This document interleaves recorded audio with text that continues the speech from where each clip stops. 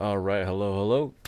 Good evening, everyone, and welcome to the show. I have yet to name this show. If you guys have any suggestions, please drop it below in the comments, because I don't know. I'll be playing with like maybe like advanced fight analytics, advanced taekwondo analytics, but ATA is also a really common used abbreviation, so I don't really know what to call this yet. If you guys just want to keep it as Chris, you guys can let me know that also. Um, but yeah, so today we're actually going to be covering Kim Tae Hoon against Spain. Yunta, I think, is this guy's last name. And no, it's not a final, but I thought this was interesting to watch Kim Tae Hoon lose to this kind of style, because I noticed a lot of Europeans actually using this type of style we're about to see. I watched it before, I thought it was peculiar. I wrote down my notes as something we should cover, and I'm going back to it.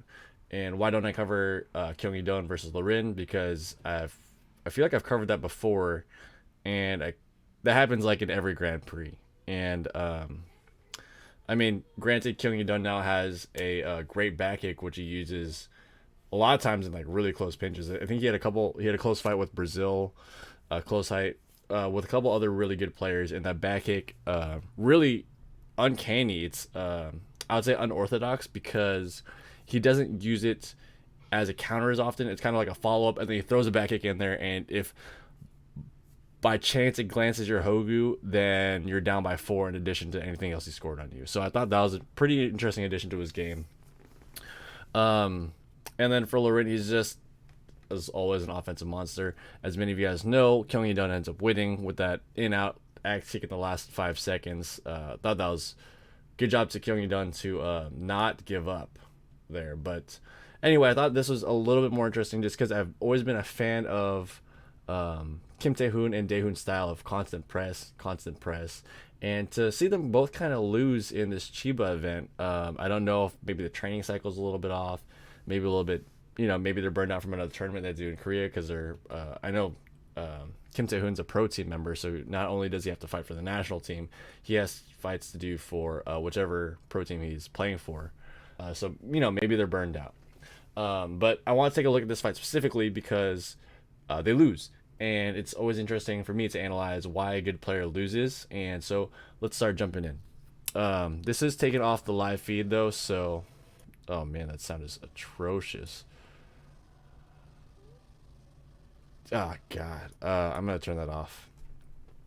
So it's always interesting to me to watch why a good player would lose. And is it just some Hail Mary kick the guy had? Or is it the style that's not good? Or what kind of style is beating this really prevalent style of being super aggressive on your opponent forward? We know in McNish's case, he's able to get enough strength to score on Dae Hoon going backwards. That, and maybe in addition to Dae Hoon being left, someone brought it up, he looks like his left leg is injured.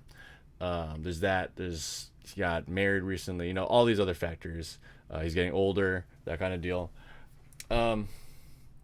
So that was interesting to see McNish changing the game, and that you don't need to score going backwards or defensively. You can score offensively too if you, I guess, leg press enough. So I wanted to watch these two. I remember watching this live. I thought it was very interesting, because I've always been a fan of Kim Tae Hoon. Watching him lose was kind of like, wait, he didn't make it up? Like, what happened? So anyway, good aggression here by Spain. Lots of front leg. Kim Tae Hoon style. Just for those of you viewers who don't, I'm sure a lot of you do already. Kim Tae Hoon right here, the one in Korea. He kind of he doesn't strike me as particularly fast, but he is constant, meaning that like every few seconds there's gonna be a kick hitting your Hogu somewhere, and if you let one of those by, it's probably gonna score. And if you get too relaxed and you just block, he's probably gonna hit you in the face. Using that same relaxed, not super explosive. I wouldn't say explosive. I haven't fought the guy, so my eyesight from outside looks like he's not kicking super fast. It looks like he's just relaxed and he's just getting his foot on this guy's Hogu.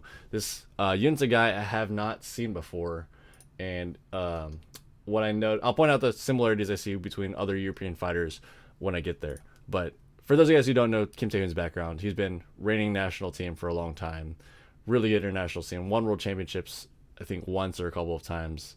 So to see him lose here, interesting. Right now he's faking, trying to bait that front leg. I believe the Koreans do this to gauge, one, the distance and the timing. Nice try by Fuentes there to try and, or Yuntas, excuse me, to try and exploit that. Good job maintaining the offense.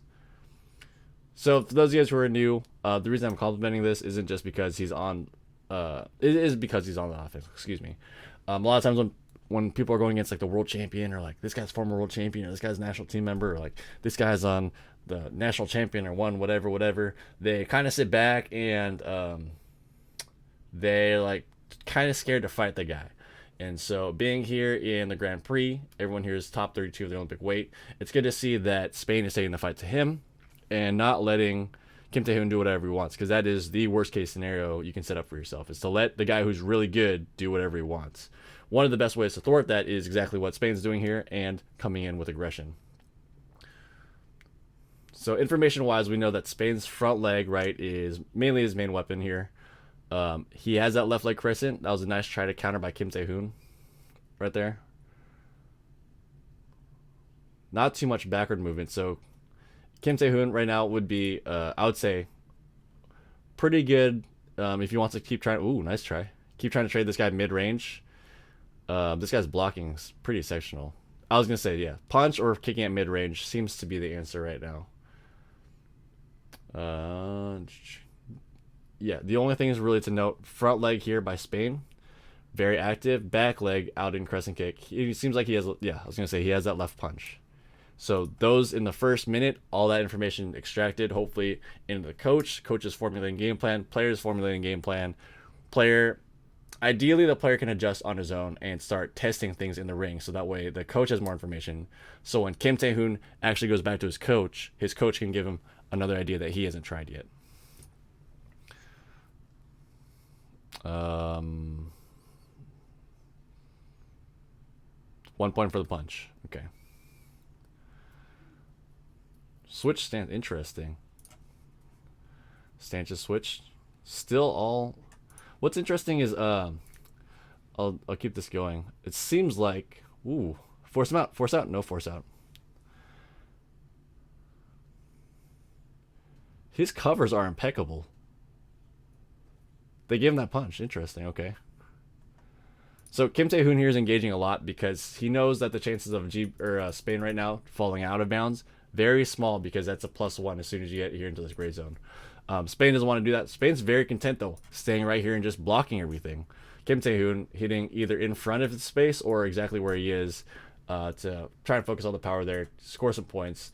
I compliment Spain's blocking though, because he has been blocking a lot of the kicks from the edge. So far, no points have gone through, and 2 of his punches have. Did try. Kim Tae Hoon trying to engage again. Dude, they're giving punches out really quick for this guy.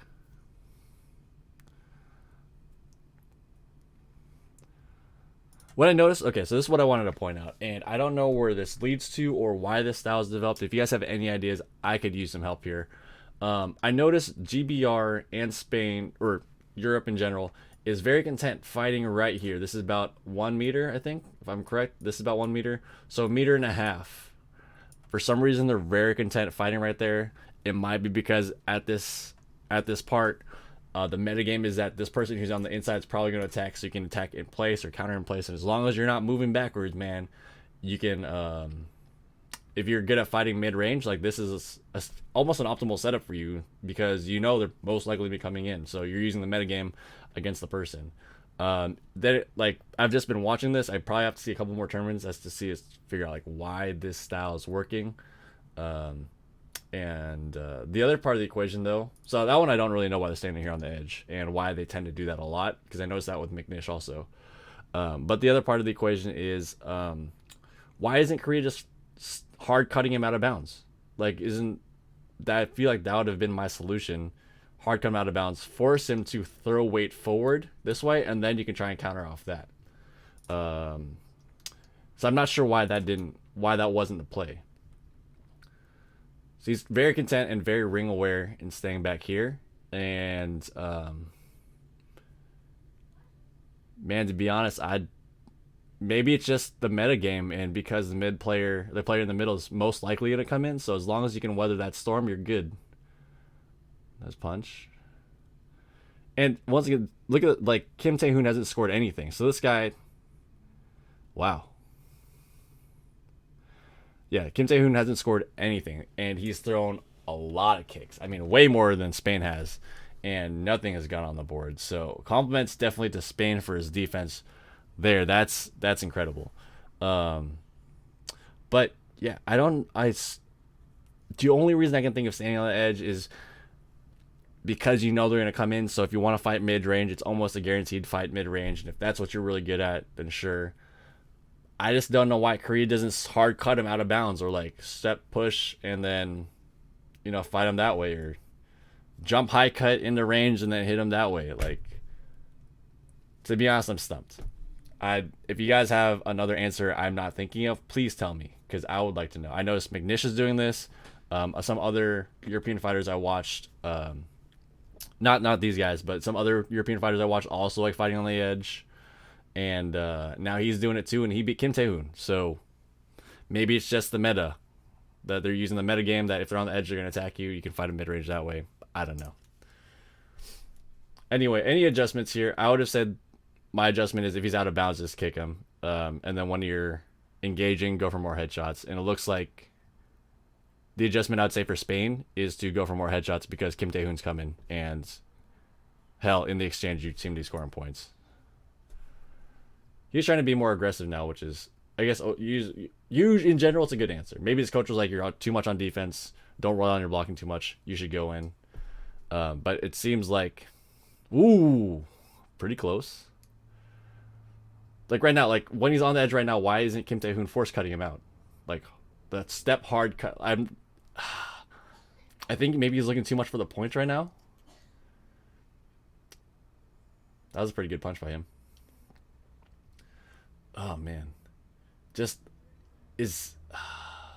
So I'm not sure, because it just seems like if he's on the edge and you hard cut, as in you're not even trying to score, you're just trying to shove his body that direction. Eventually, he's gonna have to counter by leaning his body weight forward, and then that's when he can go to the face a lot easier, because he's gonna have to anticipate and throw his body forward where you can head kick, or even if you're gonna fake and then punch, that's an ideal situation where they're kind of leaning forward already and expecting a kick. I feel like maybe that was the answer, and Kim Tae Hoon was just trying to make up points. Then again, not 100% sure. But it's a really good job by Spain here. For those who are not noticing, he's using almost. I feel like that should have scored. Spain's using the information, the pre-known information that Kim Tae Hoon's aggressive to kind of almost go off the line, almost exclusively defend to Kim Tae Hoon's head. Block, block, block. That was a good try right there. And when you do kick, just go to his face. And you can flick kick and go to his face, because he's probably... See, I feel like maybe it's just the metagame against Kim Tae Hoon. They know he's coming in, so just kick to his face. Yeah, just kick right to his face. Okay, that was also like Kim Tae Hoon's third punch, so maybe they just weren't giving the punches. Nice punch. Close stance punch. Interesting. That's what I'm talking about. If this is what I feel like the gameplay should have been from the beginning, is if he's on the edge and he's going to defend, just find ways to cut him out, so that way he has to lean forward and go into your kick. And I don't know, maybe it's Spain using just that information that Kim Tae Hoon's aggressive. Him and Tae Hoon will be in your face. They're almost guaranteed to kick all the time, except Tae Hoon's a little bit more sneaky. Tae Hoon will, if you miss against Tae Hoon will make you pay with a counter kick. Kim Tae Hoon seems like he's kind of waiting, and he's just going to go on offense, and he's going to pick you apart while you're trying to balance here and sit in the corner. The problem is he is just fine in the corner and can block everything, and then can still counter kick. So, yeah, like I said, to get away from that, I feel like this should be the play. Should be to force cut him out of bounds.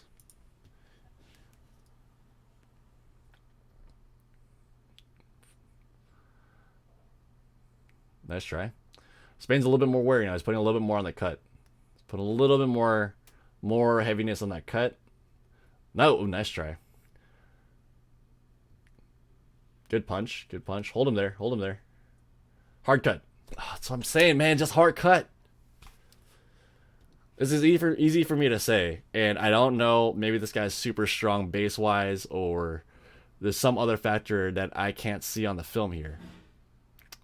But it seems like it seems like the play is to hard cut and then to mix that up with a face shot and not just the back body shots. Right here. Oh, that's pretty good. Force cut. Oh, just force him out. Just force him out. I'm not sure. Maybe it's also just Yunta's covers are. Oh, wonderful, wonderful. I don't even know what this is. I haven't named this block, but it's a block I do. And so for those of you guys who haven't seen it or thought I was just joking whenever I talked about this,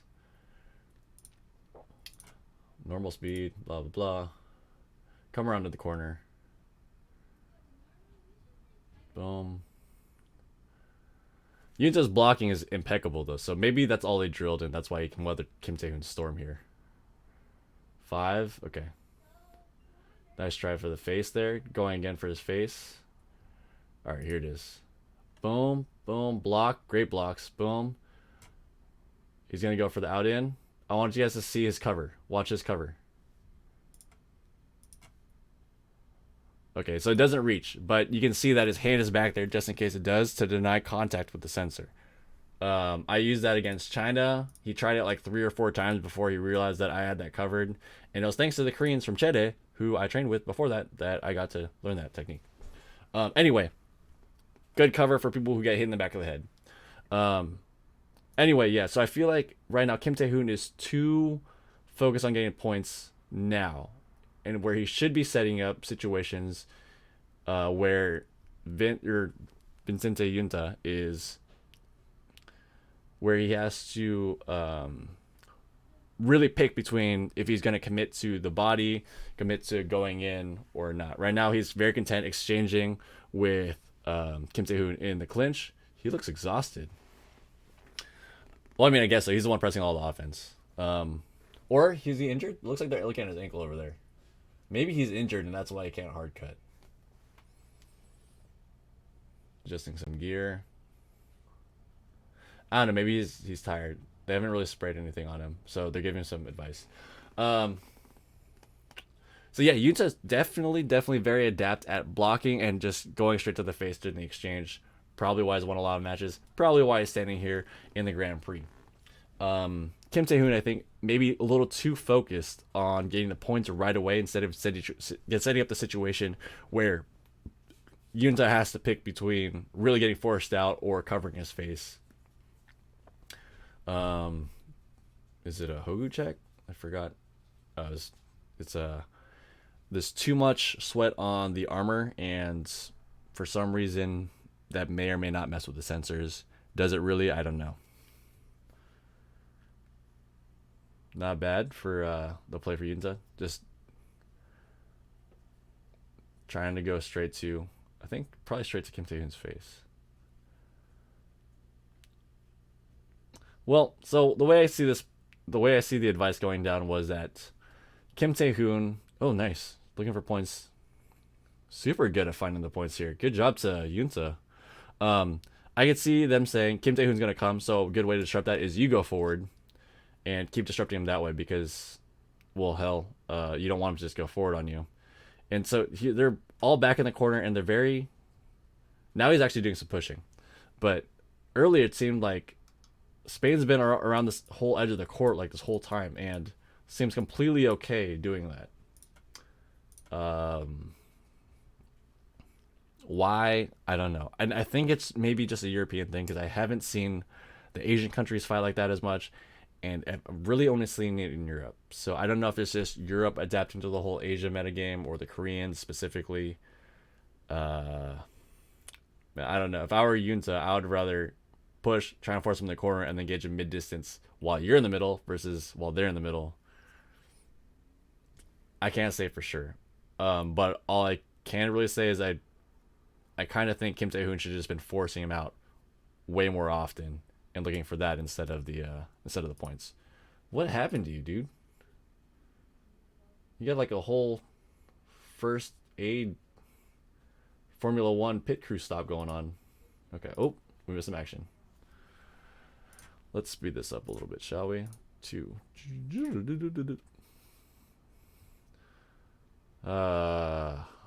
What is happening over there? He has to change his cup. Maybe his cup protector broke. Maybe his cut protector broke. That seems like that's what the case is. That's a really long break, man. So I don't know. Usually, it's a if it's a break like that and it takes more than a minute, sometimes you can get DQ'd for that. Usually for something like that, you got 1 minute to fix it. That was a really really long break. All right, cool. Nice try. And what's interesting about Yunta's block is it's not just the single cover. I think this arm is. Oh, sorry, I hit the mic. It's way over, so that way the second kick to the face, which way you can do it? The second kick to the face here really gets stuck. It's not here where this can bend backward. This is almost extended, so it's really hard to get past. Maybe that's a new meta for blocking. But even, like, I would say even here, even when he's attempting, oh shoot, I rewinded too far. When Kim Tae Hoon is attempting to Yunta's body, Yunta's able to block the kick, and also. Yeah, maybe it's because of hands on top. I think it's because of hands on top that he's able to prevent the second kick from flicking. But even in situations like this, one hand's in the air, this other hand is back here covering, and that means there's a whole front hogu here, and there's a whole back side of the hogu over on that side. And Kim Tae Hoon just can't find the target. He just can't get it clean on the hogu. So great blocking by Yunta here to weather the storm and, continue to fight Kim Tae Hoon toe to toe. I mean, like, even for that stuff, it's not scoring. Good punch. Force out. Okay, so that's pretty good. Cut.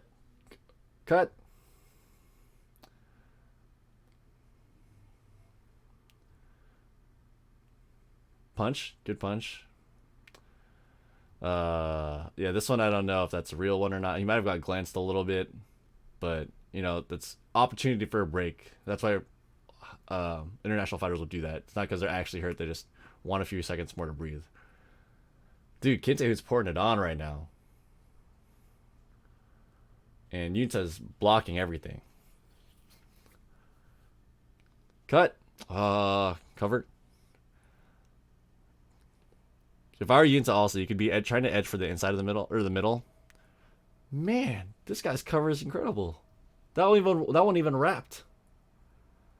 And head kick. Or a strong cut.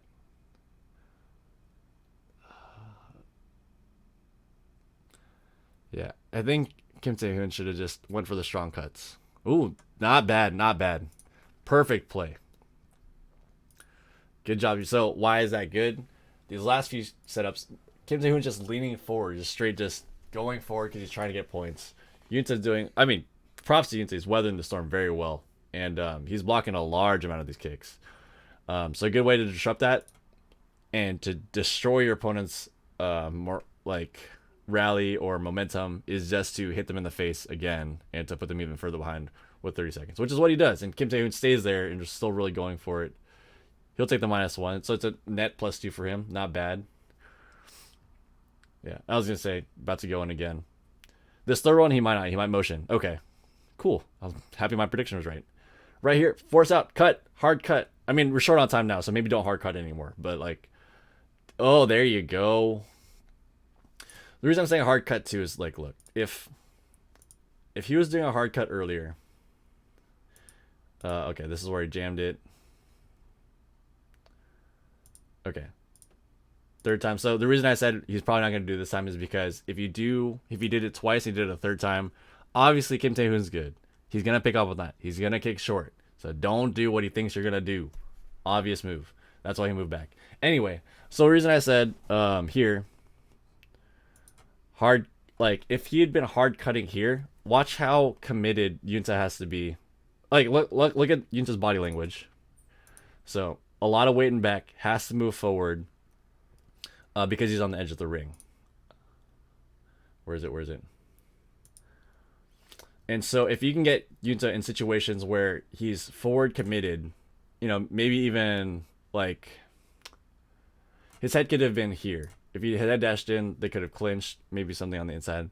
But if you hard cut this way, if you hard cut a lot, you can fake stuff to the body like this, where Yunta's hands have to go down to prevent one, being forced out, and two, scoring area, and then go for the head. And I think that because Kim Tae Hoon's mostly did 45/round kicks, like it doesn't force Yunta to put his hands down really. And this motion, especially for round kick, seemed to have been working a lot. And so I think that if Kim Tae Hoon mixed more of this up, more push direction, like straight directional kicks instead of going to the side, it's more directional kicks like this. If he'd mix that more up, he could have forced Yunta's hands to move a little bit more.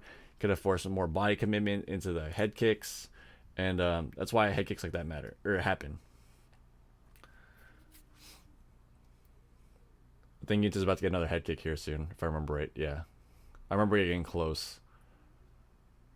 He's just flicking that leg up there.